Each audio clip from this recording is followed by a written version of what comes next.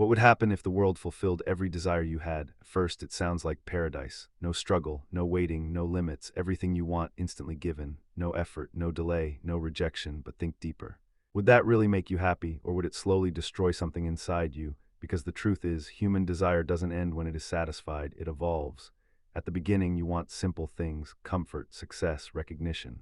Then you get them, and for a moment it feels good, but that feeling doesn't last, so you want more and more and more, until one day, what once excited you no longer moves you at all. Because when everything becomes easy, nothing feels meaningful. There is no challenge, no anticipation, no sense of earning, and without effort, value begins to disappear. The things you once dreamed about become normal, then boring. And then something dangerous begins. A human being, when satisfied with everything, does not stop desiring. He starts searching for something beyond limits, something extreme, something forbidden, something that breaks boundaries. Because the heart was not designed to live without limits, it was designed to be guided. And when guidance is removed, desire becomes wild. This is where the real danger begins. Because now you are no longer controlling your desires are controlling you. And once that happens, you don't need chains on your body. You are already controlled from within. The Bible explains this clearly in James 1:14-15. Each person is tempted when they are dragged away by their own desire, then desire gives birth to sin. Look carefully at the process. It starts with desire. Then desire pulls the heart, then it leads to temptation, then it becomes action, and finally it leads to destruction. The Bible does not say desire is evil. It says unchecked desire is dangerous. Because when a person keeps chasing desires without control, those desires don't satisfy him. They consume him, they begin to take more than they give. They take peace, they take clarity, they take purpose. And slowly the person loses control of themselves, but there is an even deeper truth. The Qur'an reveals it in 96:6-7. No, indeed, man transgresses because he sees himself self-sufficient.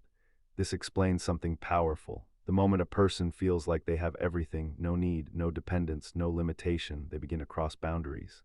Why? Because they forget something essential. They forget their need for God. They forget humility. They forget that limits are not restrictions, they are protection.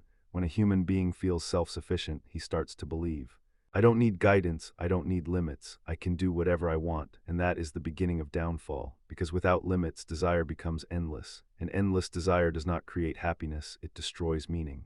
Think about it, if you could have everything instantly, what would you look forward to? If nothing is difficult, what would make you grow? If nothing is restricted, what would give your life direction? The answer is simple: nothing. Because meaning comes from effort, value comes from limitation, growth comes from resistance, and purpose comes from control. That is why being human is not about having everything. It is about controlling what you want. It is about knowing when to say no. It is about choosing discipline over impulse. Because the one who cannot control desire will always be controlled by it, but the one who masters desire becomes free, free from addiction, free from manipulation, free from emptiness. This is the real difference. One person chases every desire and becomes weaker. Another controls their desires and becomes stronger. So the conclusion is clear.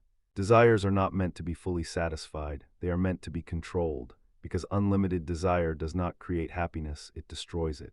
True peace does not come from having everything. It comes from knowing when to stop. And the one who learns that does not just live, he lives with purpose, with clarity, and with control.